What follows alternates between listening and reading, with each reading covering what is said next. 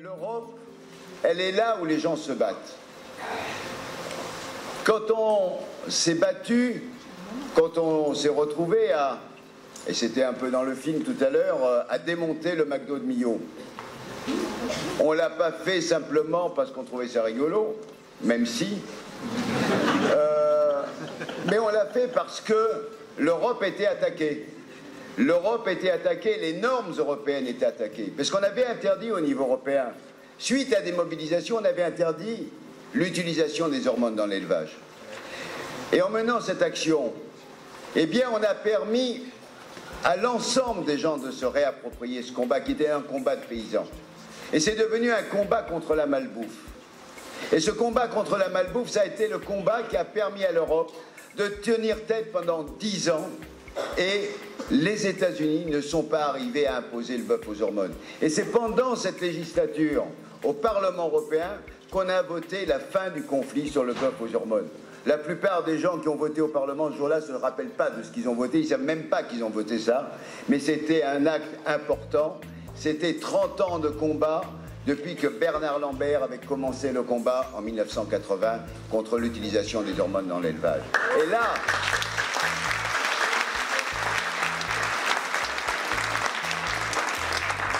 quand on nous dit de la même manière que l'Europe c'est loin, moi je réponds toujours l'Europe c'est ici. C'est là où les gens mènent les combats européens. Et les combats européens, on les mène sur le terrain.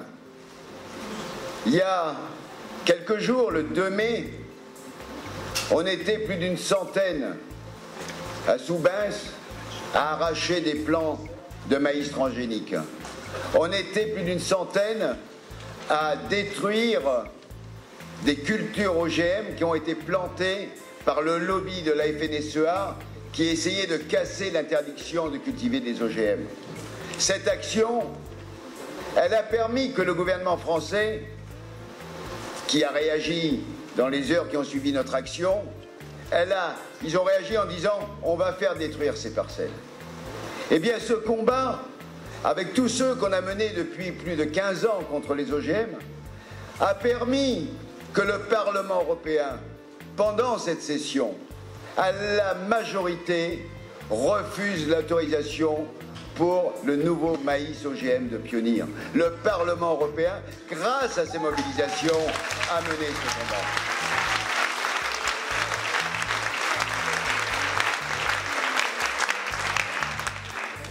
Et la Commission européenne, qui pourrait théoriquement l'autoriser, n'ose pas signer l'autorisation. Eh bien, je fais le pari qu'on empêchera la Commission européenne de signer l'autorisation pour le maïs de Pionnier, parce que sinon, eh bien, ce sont les citoyens européens qui, une fois de plus, continueront à se mobiliser, et pas simplement en France, mais dans l'ensemble des pays où les citoyens, à plus de 75%, refusent les OGM. De la même manière, l'Europe, elle est proche. Elle est avec les gens qui combattent le gaz de schiste. Ce combat, ça a été un combat emblématique ici. Ça a été le combat contre le permis de Nantes, au pied du Larzac, mais c'est aussi le combat contre les permis d'Alès, contre les permis qui sont à la limite de la région en Ardèche.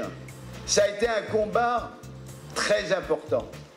Et c'était un combat qui a permis de fédérer des dizaines de milliers de personnes en Languedoc-Roussillon, en Aquitaine, en Midi-Pyrénées, mais aussi en Provence-Côte d'Azur, avec Michel et beaucoup d'autres. Et ces combats, ils ont amené une prise de conscience.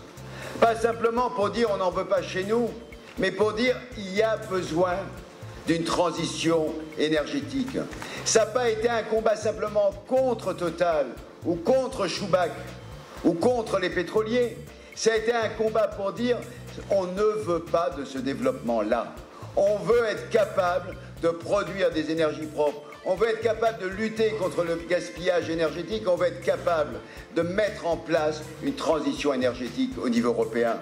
Et ce combat contre, localement, parce que personne n'avait envie de voir son eau polluée, s'est transformé dans une mobilisation pour la transition énergétique européenne, pour une transformation de notre modèle de consommation et de production d'énergie. C'est ça le combat. Et c'est un combat local qui est devenu un combat européen.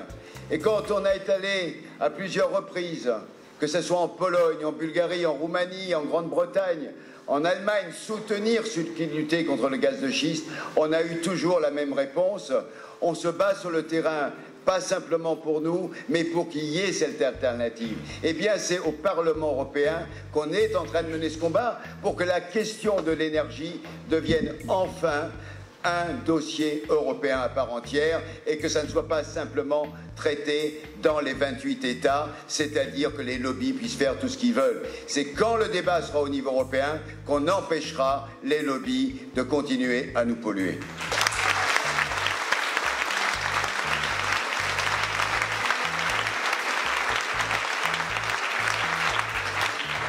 L'Europe, c'est encore ici, et je vais m'arrêter avec ce dernier exemple. L'Europe, elle est avec les viticulteurs. Avec les viticulteurs du Languedoc, qui, entre autres, nous ont permis de sortir de prison en 1976. Je pense que Léon et Marisette s'en souviennent. Marisette, entre autres, qui était à la prison aussi, ici.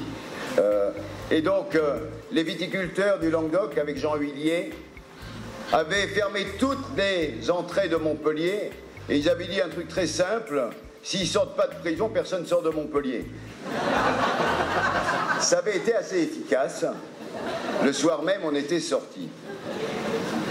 Et donc, les viticulteurs qui ont mené des combats, qui ont eu une situation difficile depuis 30 ans, qui se sont retrouvés dans des situations où on est passé par toutes les situations impossibles de la surproduction, en passant par les politiques d'arrachage, par ces politiques de prix, par la logique des marchands qui, sur leur dos, sur le dos des coopératives, faisaient tout et n'importe quoi au niveau des prix. Ces viticulteurs se sont mis à défendre de plus en plus et à construire des appellations d'origine et à défendre ces appellations d'origine face à ce qu'on pourrait appeler le vin banal par rapport à la bibine. Et cette bataille, aujourd'hui, elle est menacée. Hier, j'ai rencontré encore les viticulteurs du Gard et on a dit qu'on allait combattre ensemble au niveau européen parce qu'aujourd'hui, il y a une menace sur les appellations d'origine parce que dans le cadre des accords internationaux de marché, que ce soit TAFTA ou l'accord avec le Canada, eh bien, aujourd'hui, il y a la volonté de mettre à bas les appellations d'origine contrôlée. Le Sénat aux États-Unis vient de demander la suppression des appellations d'origine dans le cadre des marchés internationaux et que ce soit les marques qui prennent le dessus sur les appellations. Eh bien, comme on l'avait fait il y a quelques années ici à Agnan, on n'a pas envie demain que nos territoires se transforment en des winelands et dans les coopératives en des wineries. C'est quelque chose contre lequel on continuera à se mobiliser et on le fera au niveau européen.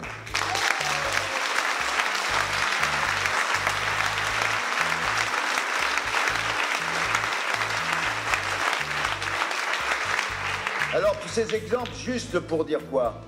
Pour dire qu'être député européen, c'est se battre au quotidien avec ceux qui mènent ces combats-là. C'est être participant de ces combats. Et c'est parce qu'on est participant de ces combats qu'on est aujourd'hui au Parlement européen, qu'on est capable de défendre pied à pied sur le gaz de schiste, sur les OGM, sur les appellations d'origine. Alors quand j'entends mes concurrents directs ici dans la région, Madame Alliot-Marie, ça a été dit tout à l'heure, qui dit qu'elle va donner de sa personne en allant à Bruxelles, mais qu'elle va perdre de l'argent. On était en train d'en discuter avec Dany, on se demande quoi elle va perdre. Quels sont ses revenus qui ne sont pas compatibles avec son siège au Parlement européen. Ça, je serais curieux de savoir. Alors, peut-être sa maison chez M. Ben Ali, mais Ben Ali est parti. Alors, voilà, donc il faut chercher, il faut chercher. M. Alliot a déclaré aujourd'hui qu'il serait un député français à l'Europe. Texto ce matin. Mais il n'a pas dit que ça ce matin, il en a encore donné une autre encore mieux. Il a dit je suis le Qatar, le nouveau Qatar. Alors, comment est-ce qu'il va pouvoir être Qatar et député français? Ça va être compliqué. Et moi, j'ai presque envie de dire que ça serait bien qu'il relise son histoire, parce que vous savez qu'on a eu les élections municipales il n'y a pas longtemps, à Béziers. Et donc, est-ce que M. Alliot-Marie et ceux avec qui il a... M. Alliot, excusez-moi, c'est bien. Est-ce que M. Alliot et M. Ménard, plutôt que d'être les Cathares, ne seraient pas les dignes héritiers de Simon de Montfort? On peut se poser la question.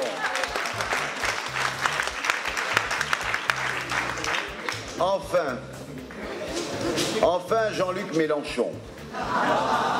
Jean-Luc Mélenchon, qui s'était présenté en 2009 et qui, depuis qu'il est au Parlement européen, se demande chaque fois qu'il siège à Strasbourg, qu'est-ce que je fais ici? Qu'est-ce que je fais ici? Il n'y a rien à faire dans ce Parlement.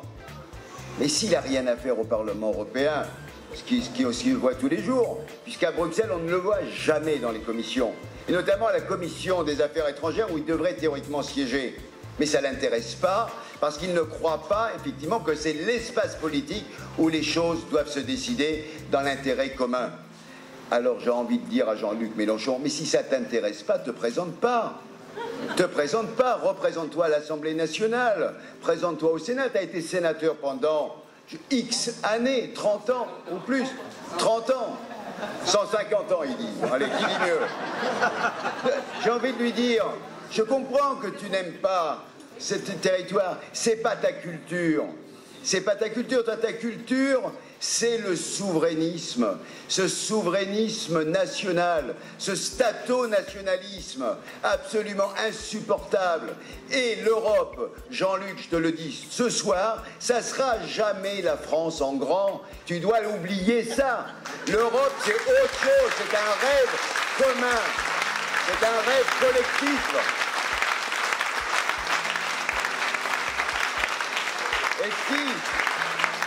Et je crois que ce qu'ils ne comprennent pas les uns et les autres, c'est que ce qu'on est en train de construire au niveau européen, et peut-être qu'on ne le voit pas très bien quand on n'y est pas, mais moi, depuis 5 ans, je le vis tous les jours, c'est que pour la première fois, j'ai l'impression de construire chaque jour un processus démocratique. Je crois qu'on a une chance absolument historique, incroyable, c'est de participer à la première création démocratique sur la durée. Chaque avancée est quelque chose d'absolument extraordinaire. Moi, j'ai eu la chance de participer pour la première fois, parce que ça me concerne directement, au débat sur la réforme de la PAC. Alors oui, on n'a pas tout gagné. Oui, on a eu des échecs, parce que la majorité, elle n'était pas dans notre sens. Mais pour la première fois, on a pu poser le débat du verdissement, on a posé le débat du plafonnement des aides, on a pu poser le débat des petites fermes, d'autres modes de production. Ces débats, on a pu les avoir parce que le Parlement maintenant a la codécision sur l'agriculture. Alors on l'a pas sur tous les sujets, mais au fur et à mesure on avance et pas par pas, on construit un espace démocratique nouveau qui n'a jamais existé dans l'histoire. Et ça, eh bien, je crois que certains ne l'ont pas compris. La seule chose qu'ils voient, c'est qu'effectivement, ça va pas assez vite. Mais la démocratie, par essence, est un processus lent. Parce que quand on veut que les gens discutent ensemble plutôt que de se donner des coups de Kalachnikov, eh bien ça prend du temps parce que tout le monde ne pense pas la même chose. Eh bien oui, je préfère qu'on mette du temps, mais qu'on avance vers la paix plutôt qu'on se fasse la guerre demain entre les pays européens. Je voudrais dire simplement d'abord, c'est vrai que je suis fier. Alors Emma l'a déjà dit, mais je vais le dire... Parce que c'est vrai, quand les débats à Europe Écologie ont repris sur quels seront nos têtes de liste, les candidats pour les élections européennes, nous étions quelques-uns à nous battre pour dire, écoutez, on avait une équipe d'Europe Écologie dans le groupe des Verts européens qui était une équipe efficace. Des gens qui ont su défendre dans leurs commissions respectives non seulement la cause de l'écologie, la cause européenne, mais avec une sensibilité de l'efficacité politique, donc la capacité du contact avec les autres forces politiques. Parce que l'intelligence politique au Parlement européen, c'est pas simplement de dire nous sommes les Verts européens, nous sommes Europe Écologie, mais c'est d'être capable, en fonction des idées qu'on défend, d'essayer de construire et de gagner des majorités, donc d'être capable de parler avec les autres forces politiques. Et donc, malgré tous les petits problèmes que j'ai eus et que j'ai peut-être toujours avec Europe Écologie, les Verts, je suis absolument solidaire des listes Europe Écologie pour les élections européennes, parce que, justement, tels qu'ils sont, et je voudrais dire, Clarisse, tu es jeune, tu dis, moi aussi je suis jeune, hein. Je suis le plus jeune des retraités, donc tu vois, on est toujours le plus ou la plus jeune de quelque chose, hein. Et d'ailleurs, tu as piqué cela à Karima, qui n'arrêtait pas, il y a 5 ans, de dire « je suis la plus jeune ». Alors maintenant, tu ne peux plus le dire, hein. Maintenant, c'est Clarisse, hein. Manque de peau. Voilà.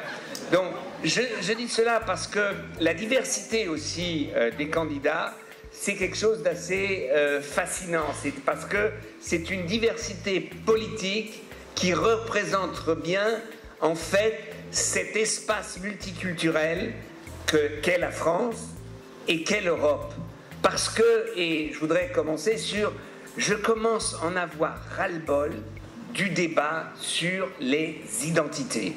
Hein, et je crois que dans le débat sur les élections, eh bien, la plupart des partis ont peur de dire que l'identité nationale, ce n'est pas la panacée en ce moment dans le monde. Et quand on me dit « mais vous êtes des Européens », eh bien moi je préfère être un Européen qu'un Franco-Béat, qu'un Germano-Béat, qu'un Italien-Béat, qu'un Luxembourgeois Béat, qu'un Andorrien Béat, parce que tout cela, eh bien, ils ne nous font non plus pas rêver, mais ni n'arriveront pas à résoudre les problèmes du monde d'aujourd'hui. Donc vaut mieux au moins, en étant Eurobéat, ça veut dire quoi? Ça veut dire pouvoir être admiratif. Eh bien, vous l'avez montré tout à l'heure, la construction européenne, c'est quelque chose de formidable. C'est formidable quand on sait d'où on vient, quand on sait comment était l'Europe il y a une 60aine d'années, que quand l'Union soviétique s'est effondrée, eh bien les peuples qui n'étaient plus occupés par les chars russes ont choisi librement de rejoindre l'Union européenne. Eh bien nous avons dit Inch'Allah, Inch'Allah, vous êtes les bienvenus, vous êtes les bienvenus. Et alors, quand j'entends des politiques français qui disent « oui, mais peut-être il faut revenir à l'Europe à 6, à l'Europe à 3, à l'Europe... » En fait, ils ne veulent pas de cet espace politique européen qui, on l'a décrit toute la soirée, a permis des avancées et qui a d'énormes problèmes. Et alors, quand on nous dit « la démocratie européenne, José l'a dit, c'est trop lent », ça va pas assez vite. Ouais, d'accord. Je dis, les Français, calmez-vous un peu, calmez-vous. Je sais que vous êtes tous fiers de la Révolution française. 1789, la Déclaration universelle des droits de l'homme. Parfait, banco. Mais quand est-ce que la France est devenue une démocratie? Quand est-ce qu'on a pu dire que la nation française était un espace démocratique? Beaucoup de temps après, plus de 150 ans après, ce n'est qu'en 1945 que les femmes ont voté pour la première fois en France. Donc arrêtez de raconter que la construction européenne c'est trop lent. Oui, c'est difficile, surtout. Vous avez l'exemple des États-Unis. Les États-Unis ont à Philadelphie, dans des conditions assez difficiles, paraphé une constitution, et après, ils ont eu une guerre civile. Les États-Unis, c'était le résultat après d'une guerre civile meurtrière. L'Europe, a eu ces guerres civiles avant sa création. Avant sa création. Et donc, aujourd'hui, ce qui est et qui me laisse béat, donc que j'admire, c'est cette capacité des peuples à surmonter la haine à tel point qu'aujourd'hui, quand j'entends quelqu'un comme Yasmina Khadra qui nous disait à Bruxelles, mais pourquoi nous les Maghrébins, on n'est pas capable de faire la même chose que vous, c'est de nous unir pour avoir une relation beaucoup plus efficace avec vous les Européens, et que les pays du Maghreb, que ce soit l'Algérie, que ce soit la Tunisie, que ce soit le Maroc, eh bien, ils veulent un rapport privilégié avec les Européens au lieu de se mettre ensemble, au lieu de surmonter leurs divergences. C'est ça l'exemple européen. Leur exemple européen, et c'est ça qui fait sa force. Alors, à partir de ce moment-là, quand on se pose ces questions, il y a évidemment toujours ceux qui disent « ouais, mais, oui, mais, et vous avez vu que la taxe sur les transactions financières, c'est pas ça. Vous avez vu que l'Europe, alors Catherine dit c'est l'Europe de l'austérité, je dis on pourrait le dire un peu autrement, c'est pas simplement l'Europe de l'austérité, et même en France.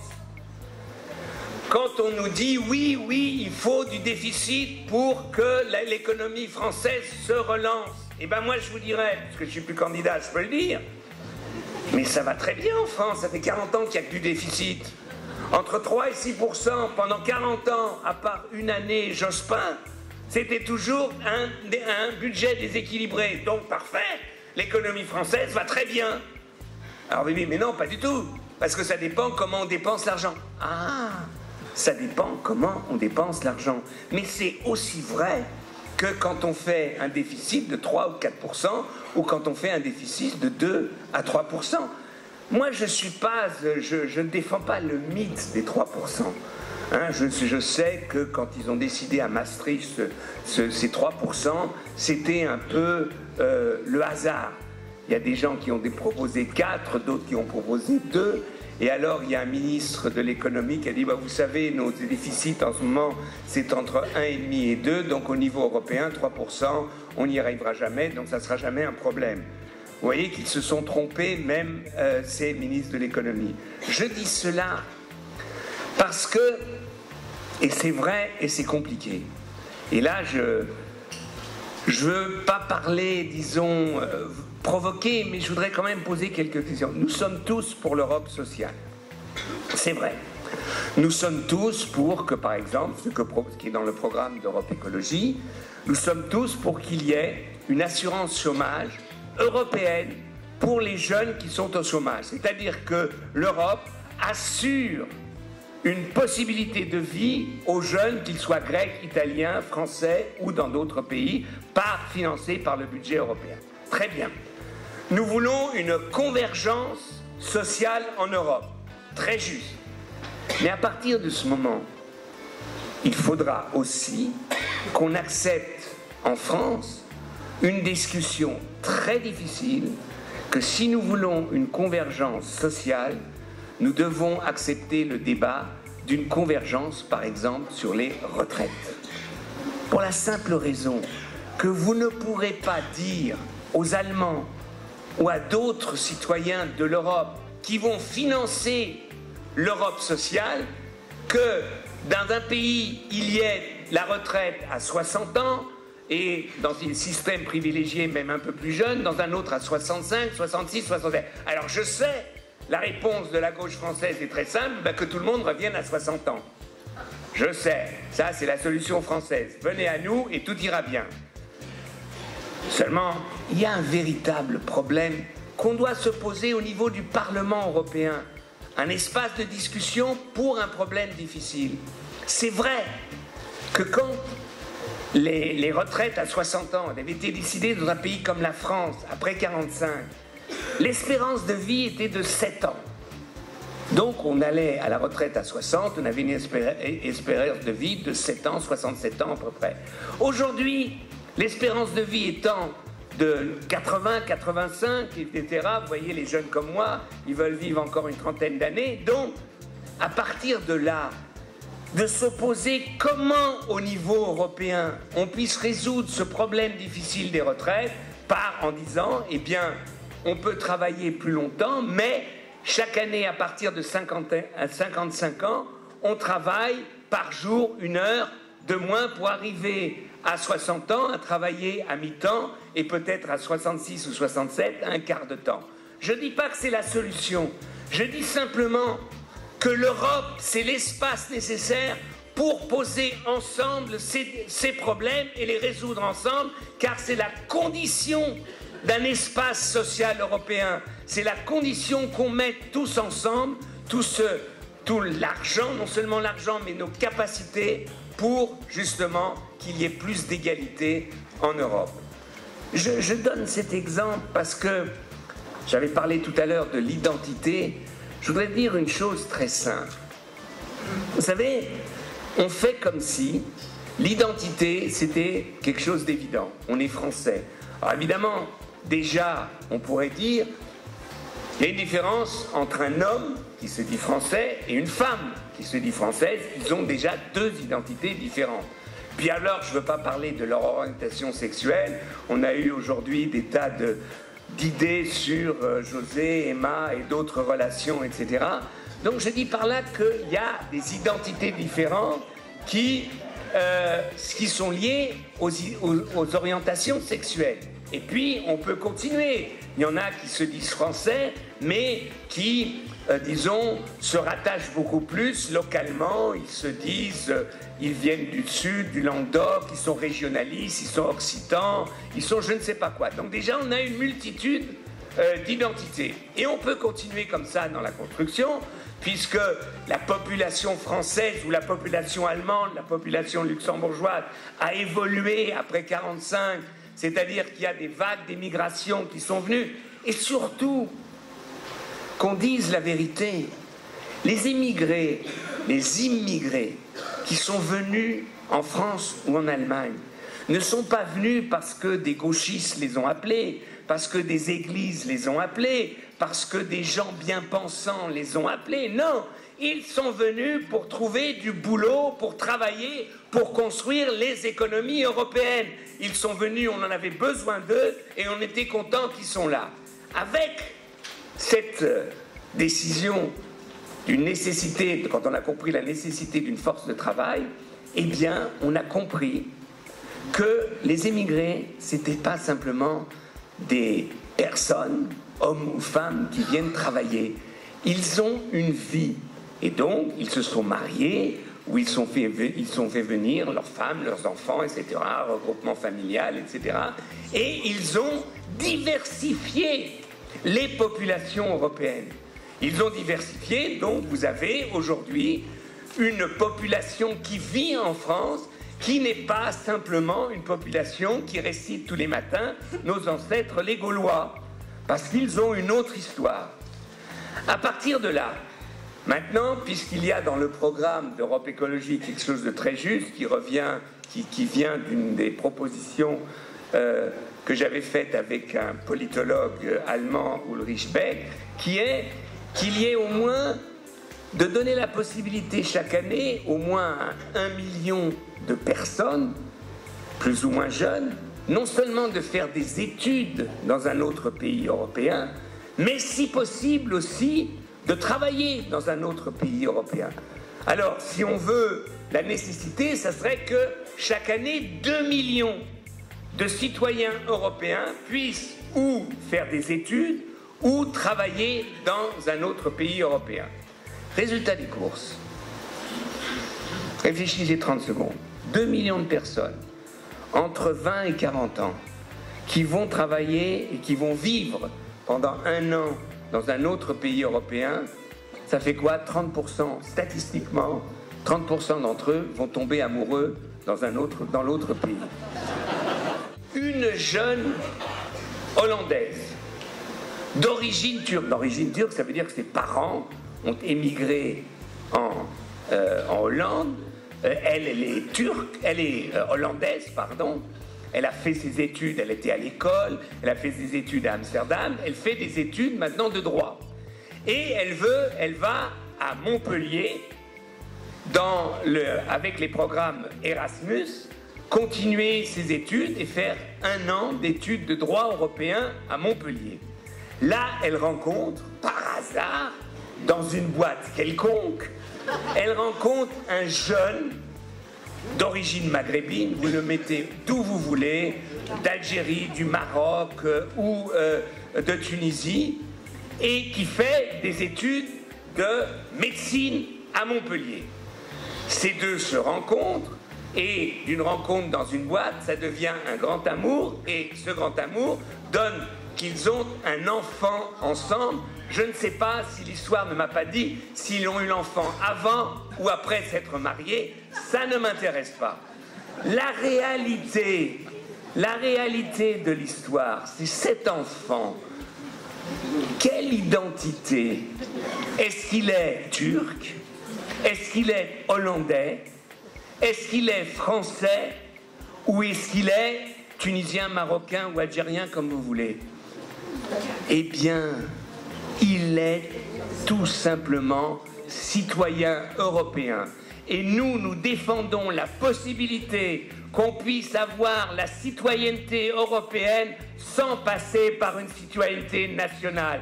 Que l'on puisse choisir sa citoyenneté.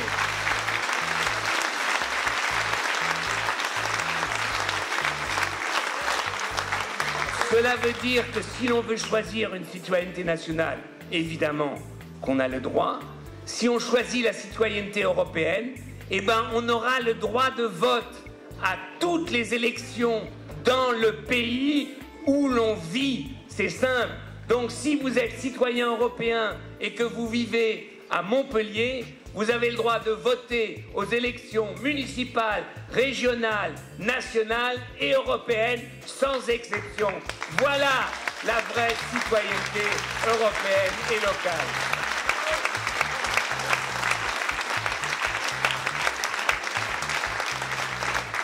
Et c'est pour ça que dans ce combat que vous allez mener au Parlement européen, mais dans ce combat aux élections, mais surtout, il y a un combat pour l'Europe qui continue après les élections.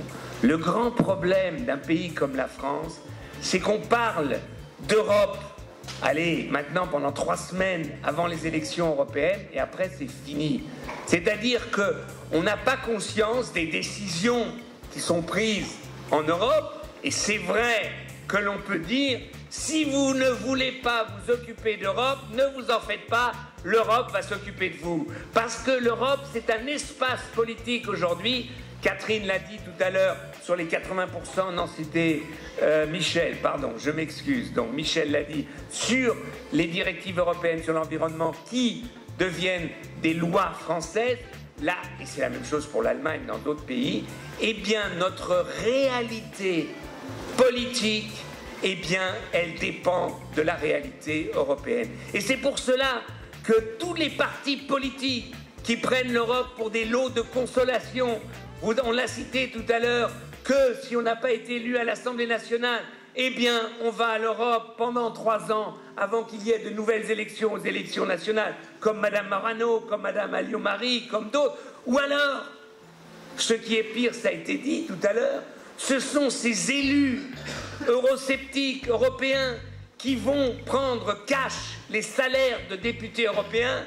Ils vont 3 jours et demi par mois au Parlement européen à Strasbourg et ils gagnent 6 850 € par mois en allant 3 jours à Strasbourg sans jamais aller à Bruxelles, sans jamais construire. Voilà l'arnaque européenne de tous les eurosceptiques, qu'ils soient de droite ou de gauche. Car aller au Parlement européen, c'est s'impliquer dans la construction européenne.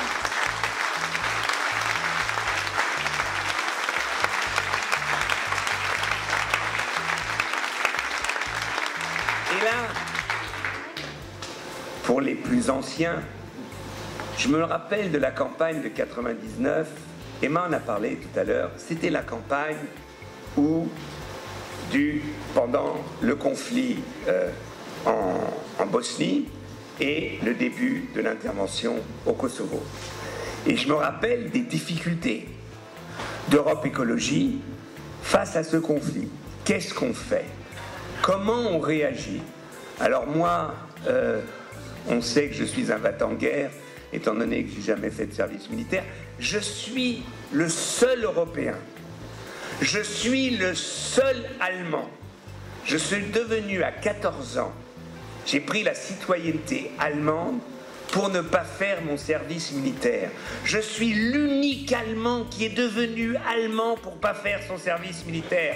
Sans ça, ça n'existe pas. C'est quand même formidable. C'est quand même formidable.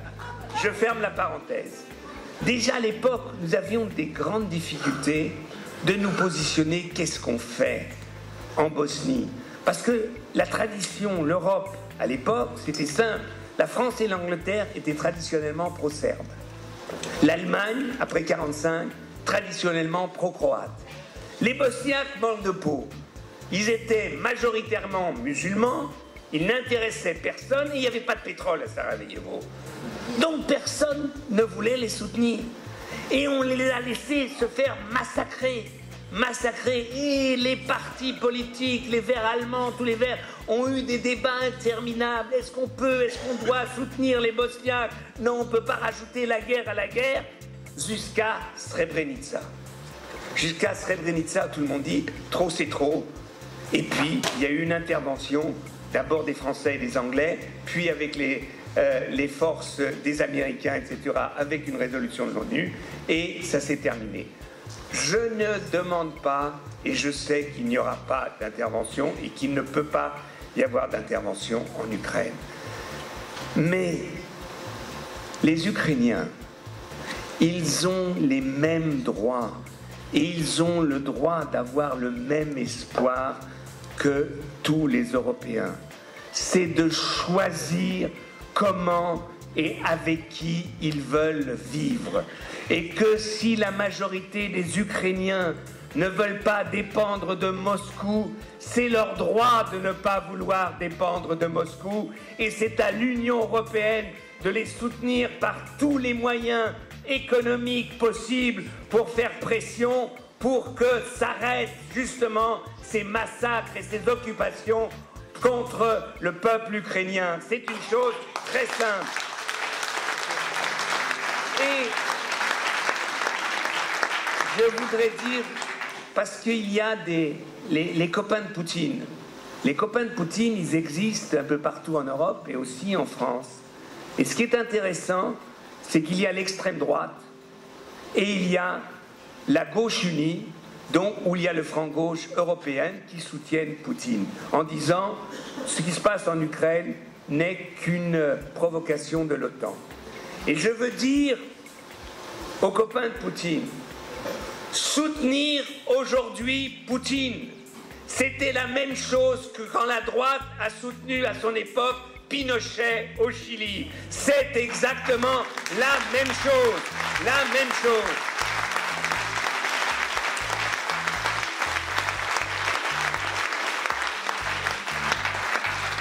Parce que tout le monde nous parle de l'humiliation des Russes. Oui, il y a eu des humiliations, mais il y a eu l'humiliation des Polonais, il y a l'humiliation des Ukrainiens, il y a l'humiliation des Géorgiens. Et qu'aujourd'hui, si nous avons besoin de l'Europe, c'est parce que l'Europe est un pari, que les peuples qui s'unissent dans l'Union européenne ont une garantie d'être souverains sur leur propre vie. La souveraineté de la Pologne aujourd'hui, eh bien, qu'on aime ou n'aime pas le gouvernement polonais, c'est pas ça la question. On se bat contre leur projet énergétique, évidemment. Mais la souveraineté de la Pologne, ça a été qu'après la révolte de Solidarność au début des années 80, ils ont rapidement intégré l'Union européenne, ce qui les protège contre toutes les tentatives de la Russie, par exemple, de vouloir restructurer ce qu'était l'Union soviétique. C'est vrai que l'Europe s'est construite contre les totalitarismes, contre le totalitarisme soviétique, contre le totalitarisme nazi, et que si aujourd'hui l'on permet à l'autoritarisme et à ce dictateur qu'est Poutine de prendre des peuples de reprendre la Crimée et de dire « mais bien sûr c'est à toi, excuse-nous » et qu'on laisse les ex-chefs d'État comme le social-démocrate M. Schröder de faire bisous bisous pour son anniversaire de 70 ans avec Poutine, il faut dire ça ce n'est pas l'Europe dont nous rêvons. Nous ne rêvons pas d'une Europe qui fasse des bises matin et soir avec M. Poutine. Ça, il faut le dire clairement. Il faudra au Parlement européen une coalition. Pas seulement une coalition pour le président de la Commission, mais il faudra à chaque fois qu'il y aura un projet législatif trouver des majorités. Il n'y a pas opposition et majorité au Parlement européen. Ça change et ça évolue. Et c'est là l'importance du vote pour Europe Écologie, pour les écologistes en Europe. Plus fort est la position des Verts européens dans le Parlement européen et plus nous aurons une influence non seulement sur la présidence de la Commission européenne, mais nous aurons une influence dans tous les débats législatifs pendant 5 ans. Donc ne vous faites pas avoir sur cette question du président de la Commission. La seule chose qui ferait une différence, et Karima, je te l'ai promis, et je tiendrai ma parole, la seule chose qui puisse faire une différence dans la situation actuelle, c'est l'élection directe du président de la Commission au suffrage universel. Car vous auriez 2 voix, un pour le parti politique et un pour le président de la Commission de votre choix. Et un président élu dans toute l'Europe. Ça veut dire quoi? Ça veut dire qu'on pourrait imposer un débat européen et que le débat sur les élections européennes ce ne soit pas des débats nationaux, franco-français, germano-allemands, italo-italiens, etc., comme c'est le cas aujourd'hui.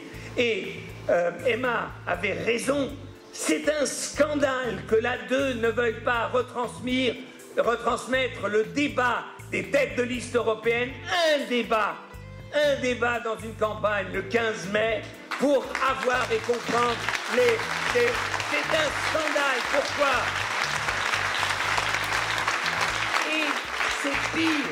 C'est pire, c'est non seulement ils ne veulent pas retransmettre le débat, mais le soir même, ils vont faire un débat sur l'euro. Et je me suis mis en colère hier encore. Le Nouvel Observateur, journal de gauche, pro-européen, m'appelle et me dit on va faire un numéro spécial, le procès de l'euro. Je leur dis mais ça va pas à la tête, non? Vous allez plonger comme Marianne plonge avec ce genre d'histoire. Pourquoi vous faites un procès de l'euro? Il y a des problèmes de l'euro, il faut le régler, c'est compliqué. Ça aussi, la construction démocratique d'une régulation d'une monnaie commune, c'est quelque chose qu'il faut apprendre. Mais pourquoi vous ne faites pas le procès de l'euroscepticisme? Vous allez toujours dans le sens d'un soi-disant climat.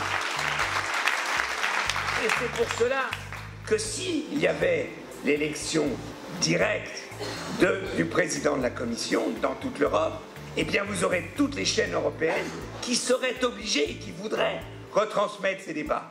Et je vous dis, pour en terminer, camarades qui allez maintenant au Parlement européen, vous allez avoir une veille formidable sans moi. Mais surtout, si vous me regrettez, arrivez à avoir une majorité pour que le président de la Commission européenne soit élu directement et dans 5 ans, je serai de nouveau candidat avec vous. Bonsoir.